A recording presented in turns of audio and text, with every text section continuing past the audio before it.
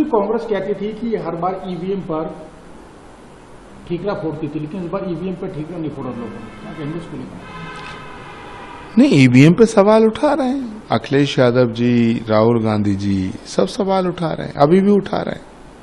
मुझे लगता है कि खराबी मशीन में नहीं है, खराबी इनके दिमाग में है। वायरस मशीन में नहीं है, इनके दिमागों में आ गया है। और वायरस ऐसा आया है कि ये अपना पासवर्ड भूल गए। अब नया ओटीपी जारी करने की जरूरत है। लेकिन जिस तरीके से पहले लोग कहते थे कि ईवीएम में घोटाला हो रहा है, ईवीएम हैक कर ली गई है बीजेपी के द्वारा, अब चुनाव जीतने के बाद बीजेपी और कांग्रेस का बराबर तालमेल रहा है, तो क्या कहेंगे इसको लेकर? नहीं, इसमें कुछ कहने की जरूरत ही नहीं है। नरेंद्र मोदी जी ने तीसरी बार भारत की जनता का आशीर्वाद प्राप्त किया है और 2029 तक निष्कंटक राज चलेगा।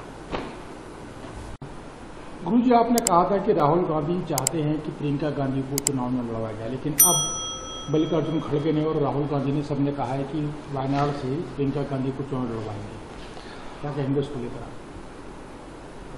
देखिए, प्रियंका गांधी कांग्रेस के अंदर सबसे ज्यादा लोकप्रिय चेहरा है। उन्हें तो कांग्रेस का अध्यक्ष बनाना चाहिए था, उन्हें कांग्रेस की कमान सौंपनी चाहिए।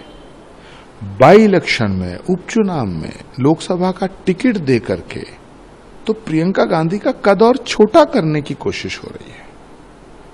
लेकिन फिर भी वो एक नई पारी की शुरुआत कर रही है, मेरी शुभकामनाएं हैं।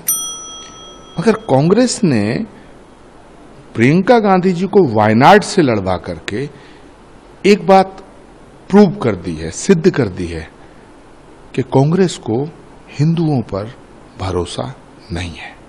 अगर हिंदुओं पे भरोसा होता तो उन्हें कहीं और से चुनाव लड़वाया जाता।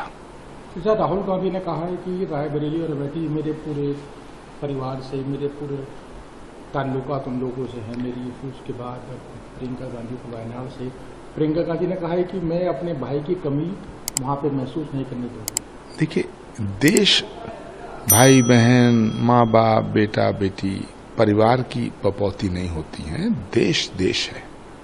राहुल गांधी जी का जो कहना है वो कांग्रेस के मालिक हैं, कुछ भी कह सकते हैं, लेकिन सच बात यह है देश ने राहुल गांधी जी को नकार दिया है। जी कांग्रेस कहती थी कि हर बार ईवीएम पर ठीकरा फोड़ती थी, लेकिन इस बार ईवीएम पर ठीकरा नहीं फोड़ा लोगों ने, क्या कहेंगे इसको लेकर? नहीं, ईवीएम पे सवाल उठा रहे हैं अखिलेश यादव जी, राहुल गांधी जी, सब सवाल उठा रहे हैं, अभी भी उठा रहे हैं। मुझे लगता है कि खराबी मशीन में नहीं है, खराबी इनके दिमाग में है। वायरस मशीन में नहीं है, इनके दिमागों में आ गया है। और वायरस ऐसा आया है कि ये अपना पासवर्ड भूल गए।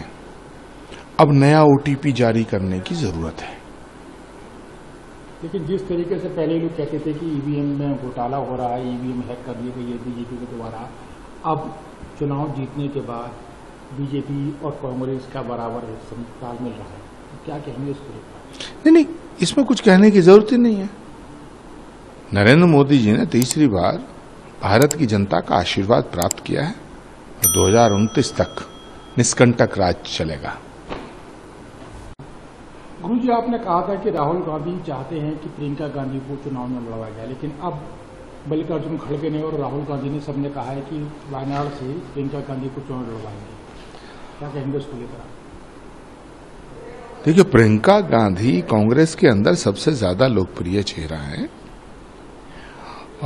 उन्हें तो कांग्रेस का अध्यक्ष बनाना चाहिए था, उन्हें कांग्रेस की कमान सौंपनी चाहिए। बाई इलेक्शन में, उपचुनाव में लोकसभा का टिकट दे करके तो प्रियंका गांधी का कद और छोटा करने की कोशिश हो रही है। लेकिन फिर भी वो एक नई पारी की शुरुआत कर रही है, मेरी शुभकामनाएं हैं। मगर कांग्रेस ने प्रियंका गांधी जी को वायनाड से लड़वा करके एक बात प्रूव कर दी है, सिद्ध कर दी है कि कांग्रेस को हिंदुओं पर भरोसा नहीं है। अगर हिंदुओं पे भरोसा होता तो उन्हें कहीं और से चुनाव लड़वाया जाता।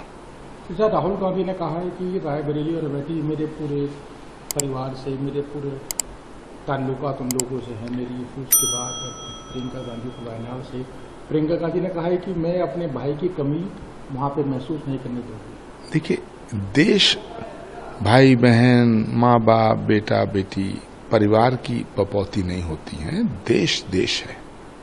राहुल गांधी जी का जो कहना है वो कांग्रेस के मालिक हैं, कुछ भी कह सकते हैं, लेकिन सच बात यह है, देश ने राहुल गांधी जी को नकार दिया है।